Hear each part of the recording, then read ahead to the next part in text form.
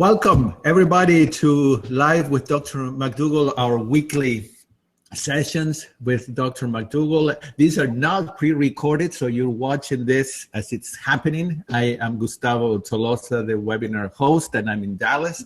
And Dr. McDougall is out of town on a little vacation, snowed in somewhere in Northern California, and so he's so kind to join us today. And I just want to mention one thing today. I hope that all of you realize what a really special gift we have with Dr. McDougall every week, so that you can actually see him live and ask him questions.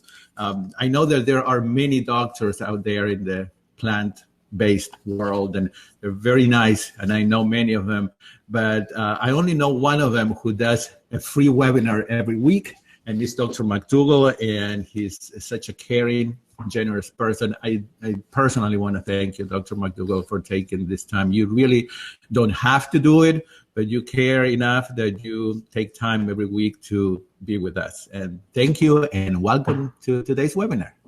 Well, what a nice thing to say. I've been trying to share this message for almost 38 years, and thank goodness technology's gotten to the point where we can reach, well, maybe we have 1,000 people listening right now, and probably by the time the webinar is played for a couple weeks, because it is on the website, and you can get it again, rewatch it, and share it with friends. We probably get 7,000 to 8,000 people that get a chance to hear what I believe so much, and the things I'd like to share with you to help. So it's an opportunity for me. The whole thing, believe it or not, is helping other people. I mean, that's the great gift in life, is to have some way you can help somebody else. It's not money. Right. It's just to see other people's lives get better. And arthritis, which is our topic today, is one of the more fun things to treat, because people with arthritis are so helpless and hopeless, and they're put on these terribly expensive medications that increase the risk of cancer and infection. They have to take shots and all kinds of things. So I particularly like to talk about arthritis. And by the way, if there's any dissenting opinions out there, any doctors or anybody who thinks that what I'm saying is untrue, I'm happy to challenge you, or happy to have you challenge me. And if you go to my May 2014 newsletter, if you want to see some of the science and some of the patients who I've had a chance to treat with very, very serious arthritis, like psoriatic arthritis and rheumatoid arthritis. And I'll just tell you right now that these inflammatory arthritises, like psoriatic, non-specific arthritis, rheumatoid arthritis, lupus, these diseases are very, very easy to treat.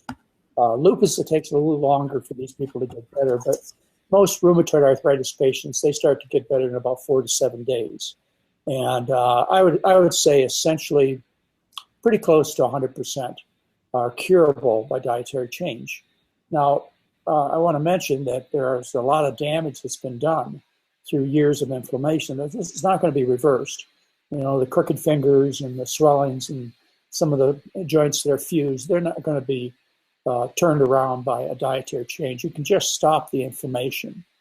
So anybody who doesn't think that's true, any physician or scientist out there that thinks that isn't true, show me the data. You know, I'll show you my data. I'll show you 30 papers that show that you can dramatically improve or actually cure, published in The Lancet, for example, rheumatoid arthritis. You show me the data where you can't. And I'm talking about a treatment that costs nothing, does no harm, gives you a good bowel movement, cuts your food bill by about 40%. And the treatments that you guys are using, they cost, $25,000 just for the drug for the year, at least. And they kill people. I mean, what are we weighing, tanks and bombers against apple juice? It's right. Just unbelievable. So contest all you want, because I'm here to tell you what I think and to show you the support. Now, as we get going here, I really want to save most time for questions. There are all kinds of arthritises. Arthritis just means that the joint is inflamed. It could be from an infection. It could be from trauma. It could be from wear and tear, which we call osteoarthritis. It could be from an autoimmune disease, which is inflammatory arthritis, which is what I really like to focus on, because these people are so sick and hopeless, and their whole lives are being ruined. And they're so easy to treat with a dietary change at no cost, no risk. You don't even have to stop your medications. You just change your diet, and when you get better, then you stop your medications. You got nothing to lose. The same diet that prevents heart disease, and as I say, it gives you a good bowel movement. So just to mention the infectious arthritises and the traumatic arthritises, these may need some doctor help. And certainly, if you cure the infection, or you stop banging the joint, traumatic arthritis, they're going to get better. The osteoarthritis, wear and tear arthritis, that's a dietary disease also. But it's not like the inflammatory arthritis. This is a dietary disease in the sense, osteoarthritis, is what I'm talking about, degenerative arthritis. This is a dietary disease in the sense that people are raised on an unhealthy diet their whole life, and their joints and cartilages just become weak, and they don't resist the minor trauma of even sewing or typing. They can't resist that minor trauma because the joints and cartilages are so poorly nourished by eating the Western diet. Just think that people in Africa and Asia carrying heavy baskets on their heads and working in the fields all day long. Osteoarthritis 35 years ago was essentially unknown in these people. And I have the research papers to show you that. And here in the United States, as I say, people doing things as non-traumatic as playing the piano or sewing, their joints just fall apart, and that's because of the food. This degenerative arthritis is difficult to show improvement in, but you can, particularly if it's in the lower extremities and you lose weight. And I would say about half the people I treat with degenerative arthritis would say that they're better. But it's not like inflammatory arthritis, like lupus and rheumatoid and psoriatic. I mean, people, it's like night and day. And it begins very quickly, the healing does, but it takes time. Sometimes it takes 4 months.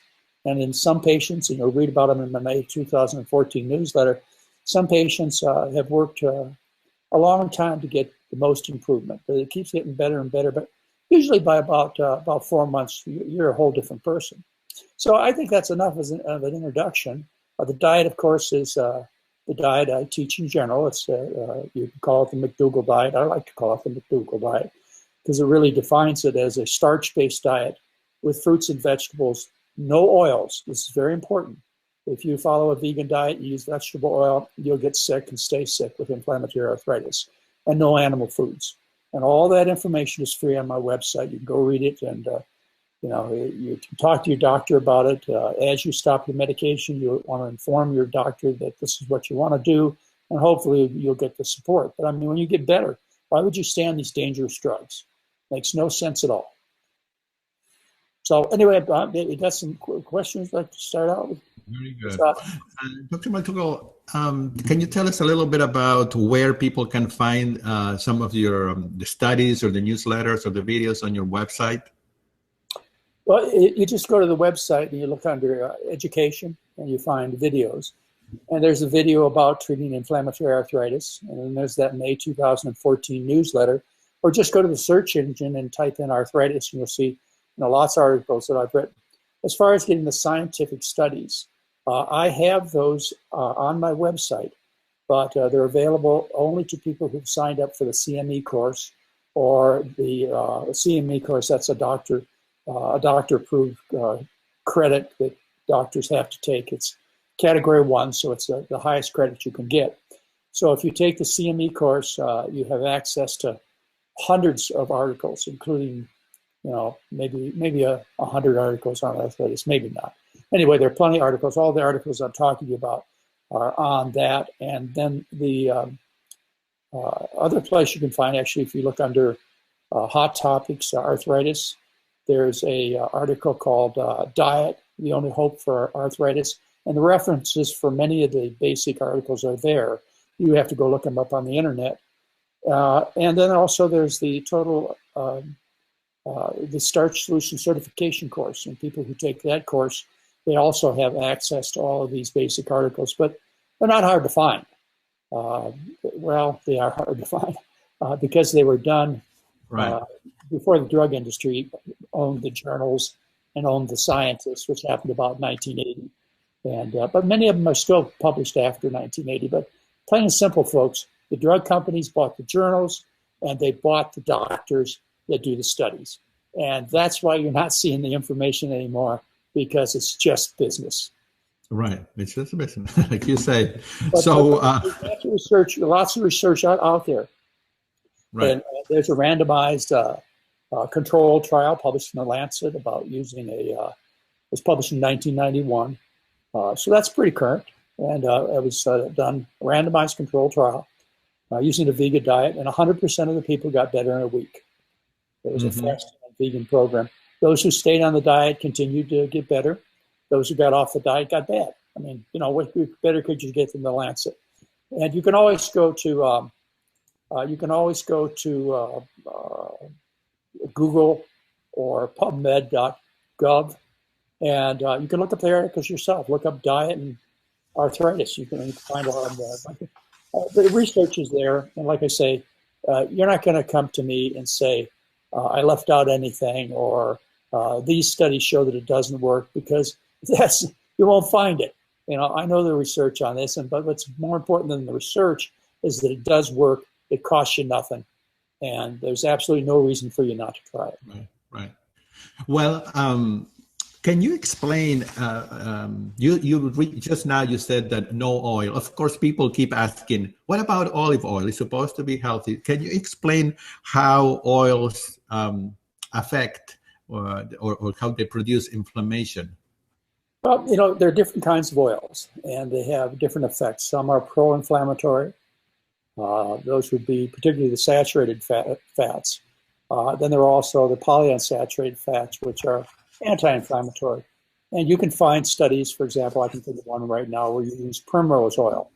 And you give it to patients with rheumatoid arthritis, and their pain decreases by 30%, because these oils suppress the immune system. So it suppresses the pain, but they also suppress the immune system to the point where people have a higher rate of infection, and a cancer grows much, much faster when you suppress the immune system. And so it's a double-blade sword. It's like using a drug to treat your arthritis when you use these polyunsaturated fats. As to why the arthritis returns when people go, for example, there's a study that I have in this collection I was talking to you about, where people with rheumatoid arthritis went on a fast, a water fast. And in a week, they all got better. And then what they did is they returned them to a vegan diet with about 50%, 40 to 50% of the diet consisting of oils. And the arthritis came back, and all the patients, except for the ones with psoriatic arthritis, and I don't know why that was. If I didn't mention psoriatic arthritis and psoriasis, respond extremely well to a dietary change. You will not be disappointed. But that's the most science I could go into. There are probably people who have deeper knowledge as to mechanisms, but that's as deep as I can tell you in mechanisms. But the important thing is the results are evident really quickly. Well, some people are asking about the elimination diet. Okay, the elimination diet. Talk a little bit about that. Well, I start people out with the basic McDougall diet, except for wheat, because that's the most common gluten-containing food that people eat. And it's just kind of my guess that it would be better to start out with wheat, with the possibility you may have a few people with a gluten problem, which creates a leaky gut. And the other thing I ask them not to do is eat soy foods when they start out, because it's so easy for people to get into soy as a vegan healing diet.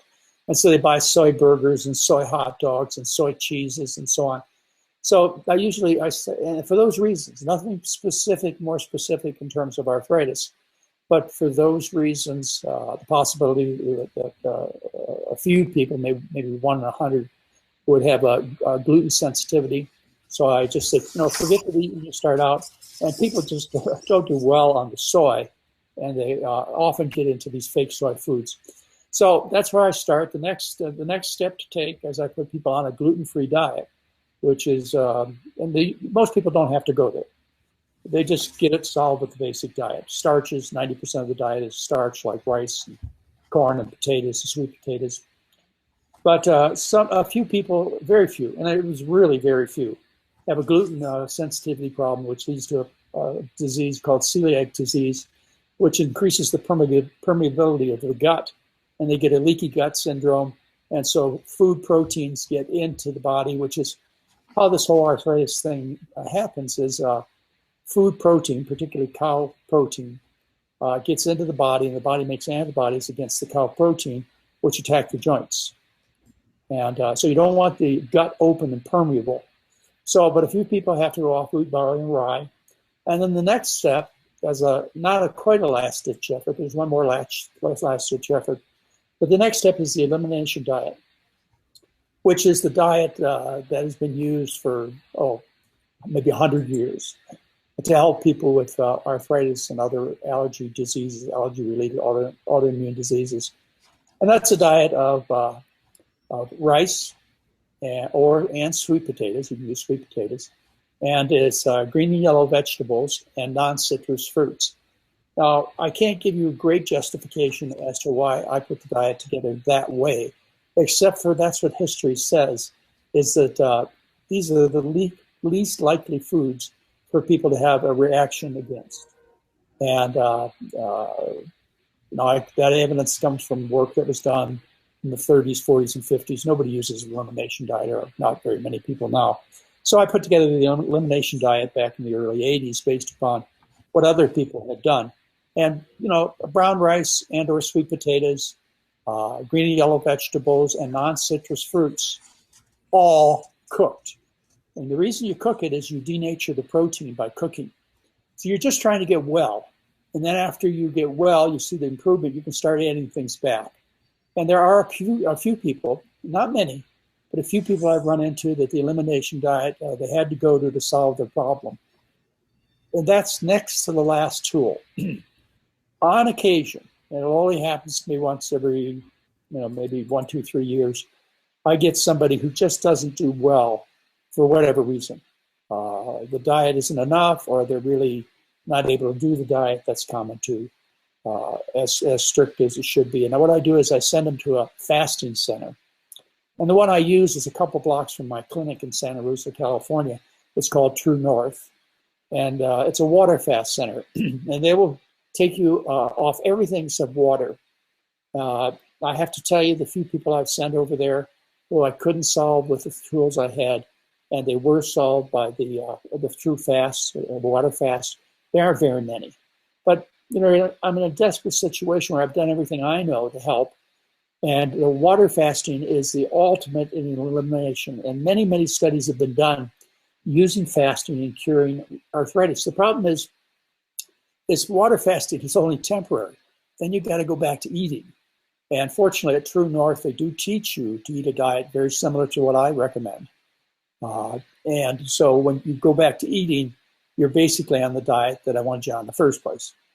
But at least it's a test as to whether or not you can solve the problems with food. If you take all the food away and you get well, that's a big clue that food's causing the problem. So a water fast would be the very last step. Unfortunately, very few people have to do that.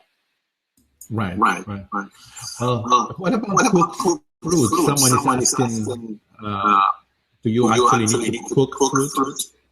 That's the elimination diet. And the reason is, again, the reason is it's because the protein is what the body reacts to. It's what the body makes, the lymphocytes in the body make antibodies against foreign proteins. And if you cook the protein, it becomes denatured. In other words, it is not as allergic.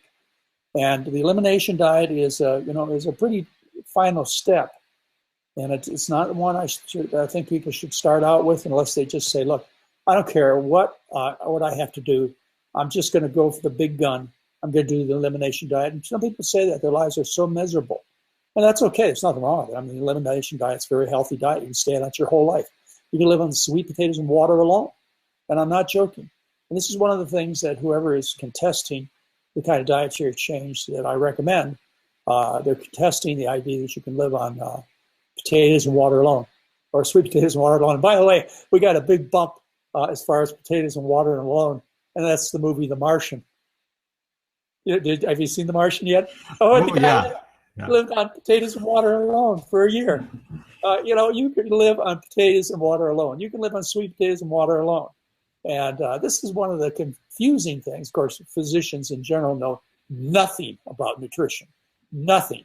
So when they start giving you advice, just kind of look around the room and then walk out because they know nothing about nutrition. I mean, you get a better lesson in nutrition by going to see Matt Damon's movie The Martian than you would by going to see most dietitians and most physicians. Go see The Martian. Learn how to eat.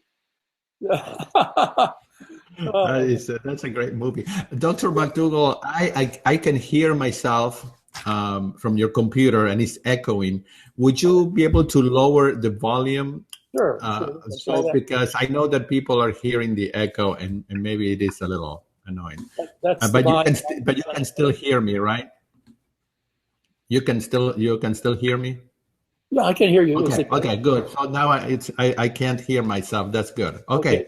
Very good. So I have a question here from someone that says, what is your opinion of total knee replacements for severe degenerative disease? Have you had success with any alternatives to joint replacement?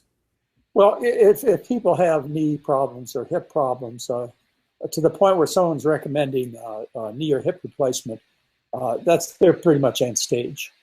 You can be helped, of course, by eating a healthy diet and losing weight. If your knees and hips are carrying around let's say 70 pounds less of body fat, they're going to be a lot happier.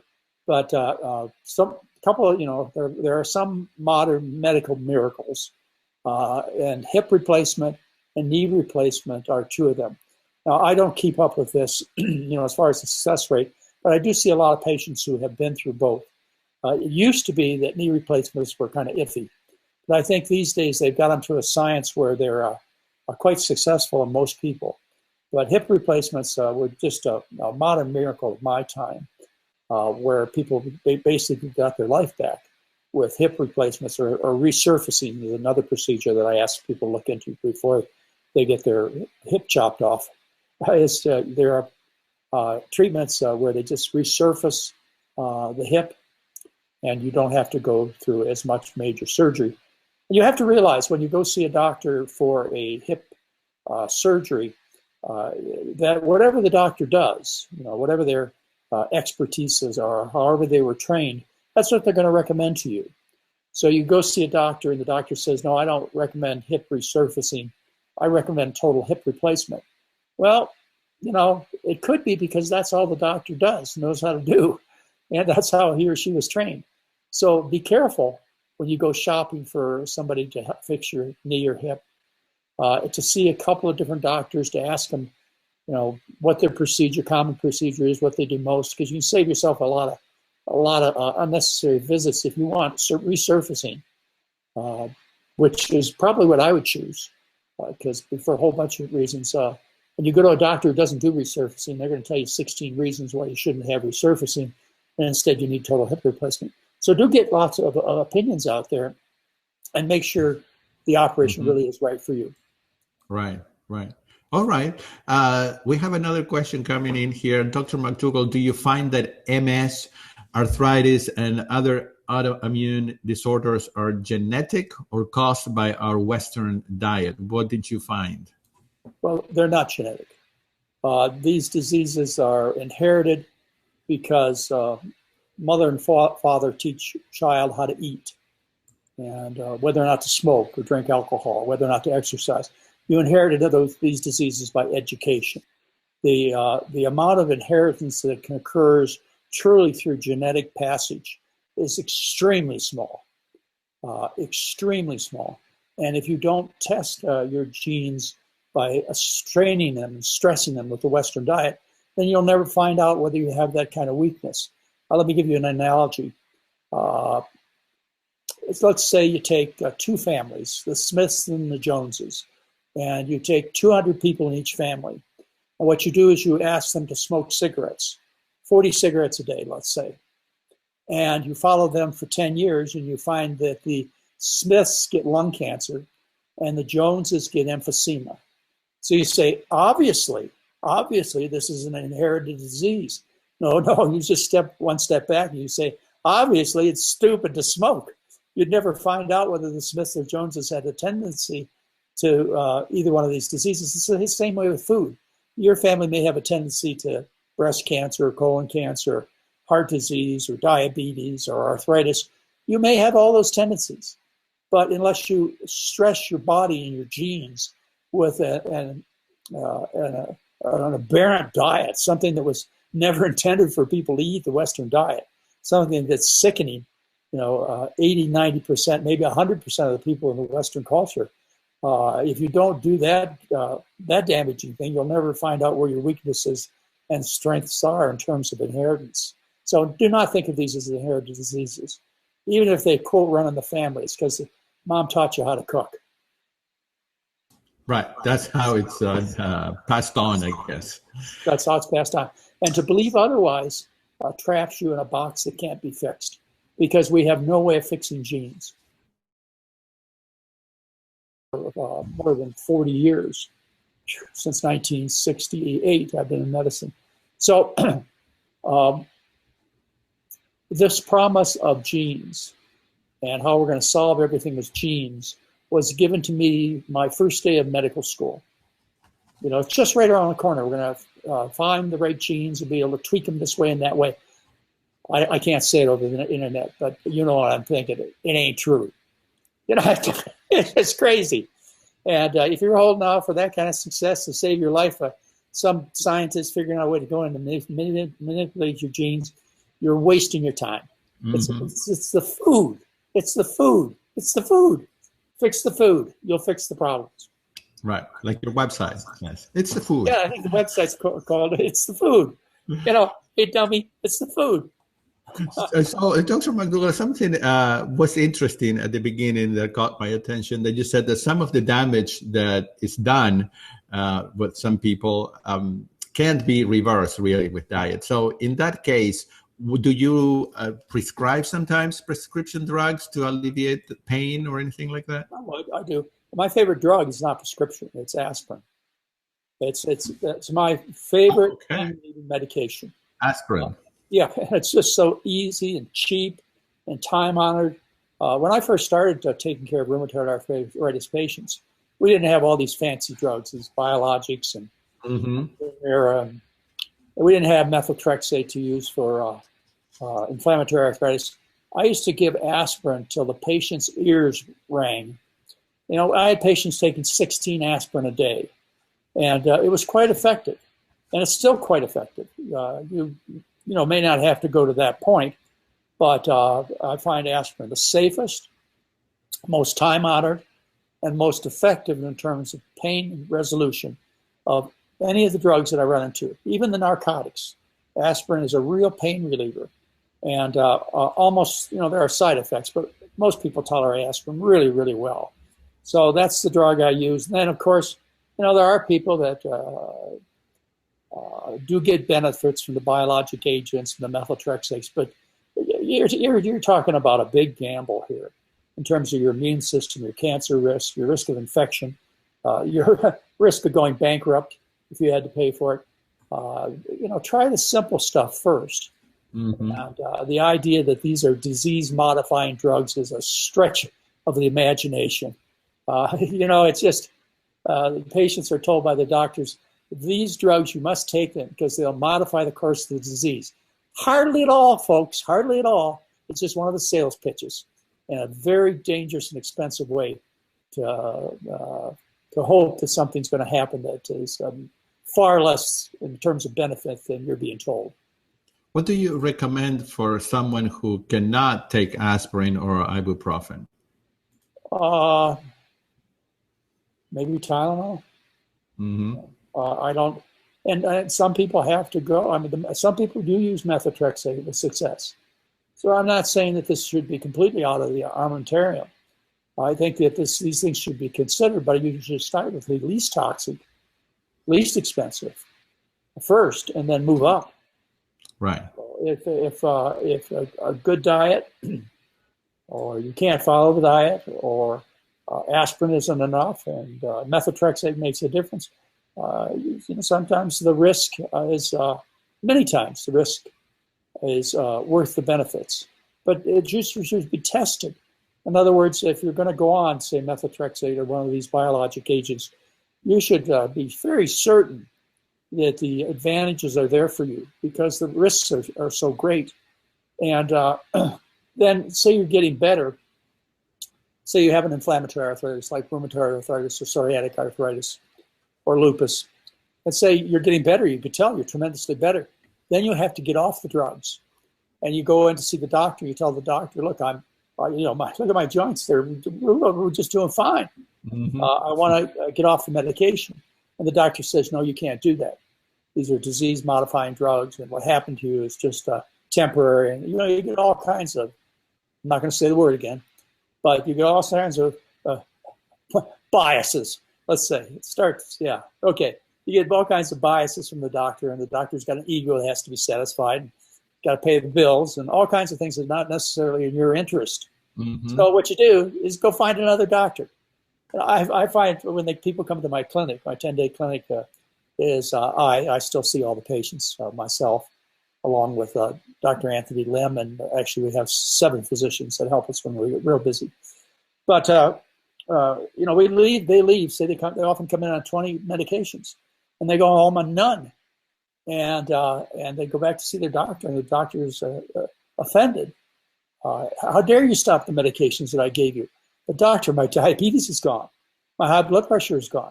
Well, I don't care. I put you on these medications. And, you get that kind of attitude from the doctor. And it's prevalent in the medical business. It's not like I'm talking about something that's rare.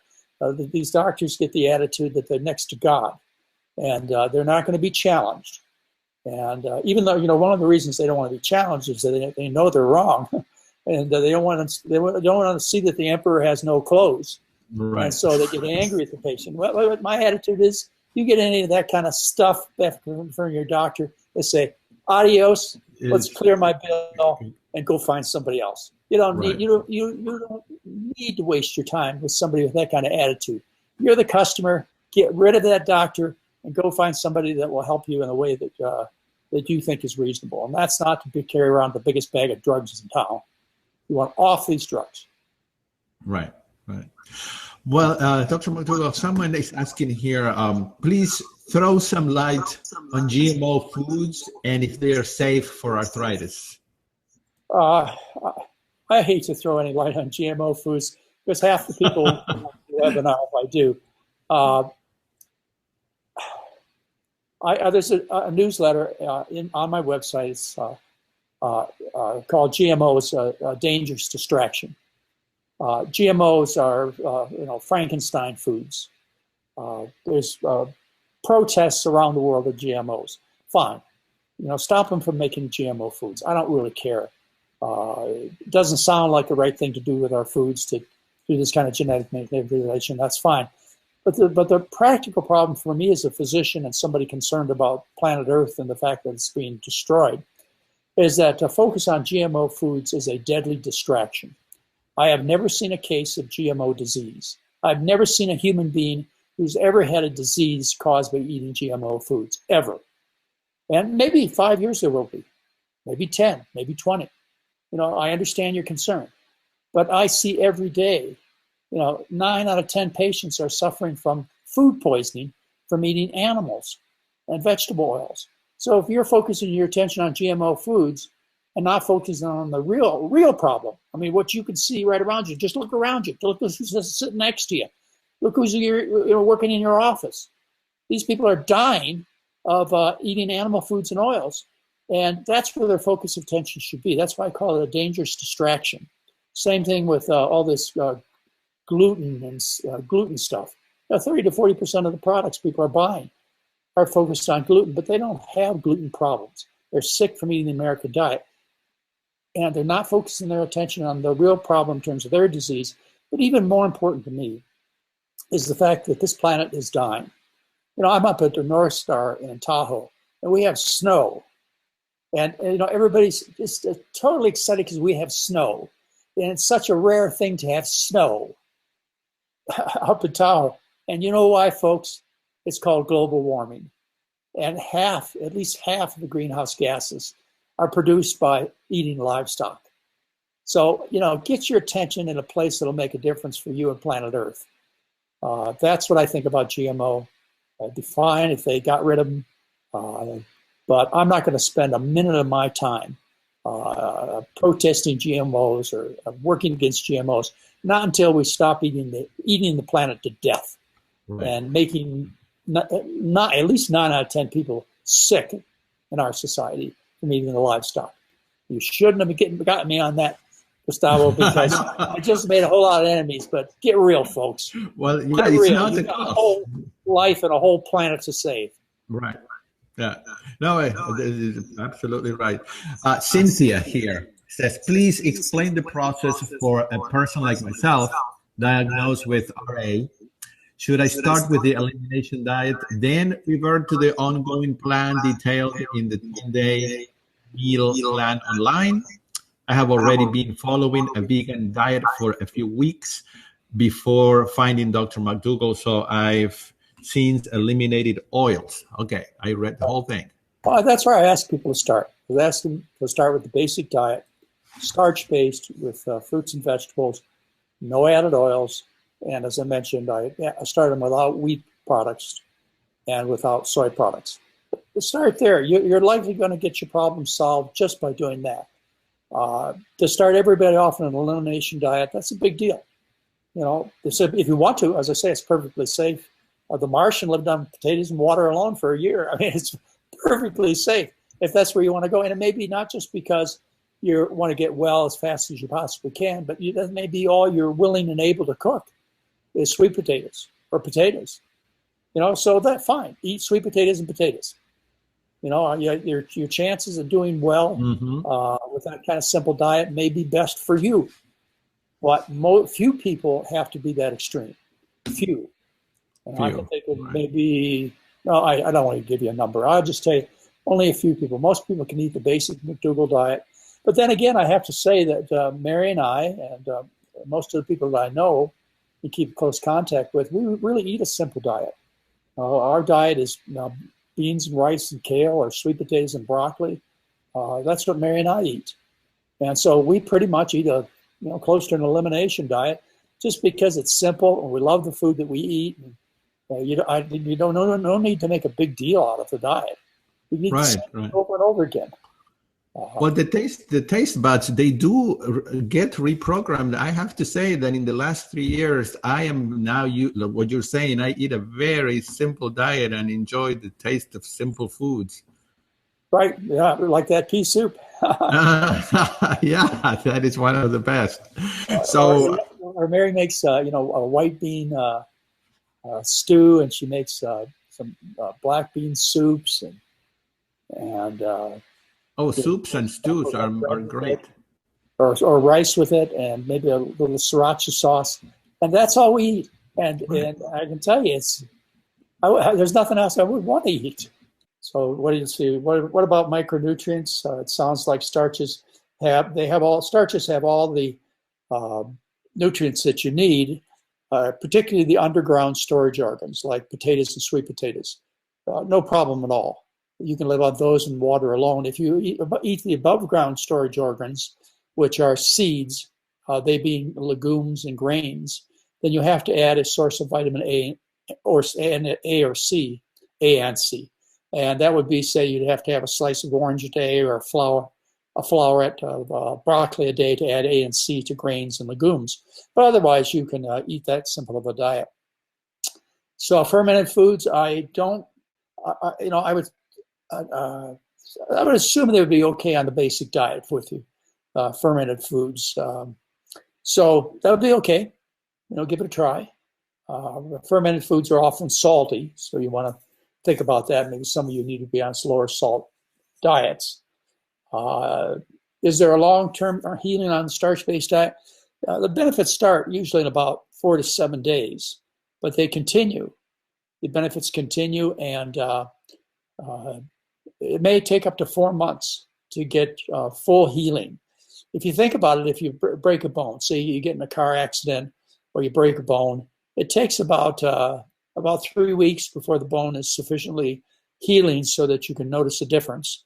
And then it takes about 6 weeks where you maybe can get around a little bit on that broken leg or use that. It takes about 3 months for the healing to be complete enough so that you can fully function. You can compare healing with other diseases to, say, a fracture or a serious cut on how long it takes to heal. It doesn't take the body long to heal, but I'd say by 4 months you're going to get most of the healing. Salsa for potatoes, that'd be great. If you're on the basic diet, there are all kinds of tomato salsas you can buy in the store. You just make sure they're oil-free. And, that would be a good way to flavor your potatoes. If I had to live on one food alone, it would be mashed potatoes and some kind of flavoring. It would be great. Mashed potatoes would probably be sufficient, but I would put some kind of gravy on, or maybe a barbecue sauce or salsa. And I do just fine. Actually, one of my favorite foods when I was a kid, my favorite foods were mashed potatoes, peas, and corn. And when my mother used to make a gravy, of course, it was made out of beef, which we don't do on our program. Instead we eat a gravy made out of, well, you can see the website. Maybe I'll show you how to do that. Corn can be raw or cooked, no problem at all. I don't see any reason you can't eat it either way. But it's more digestible. Everything's more digestible if you cook it.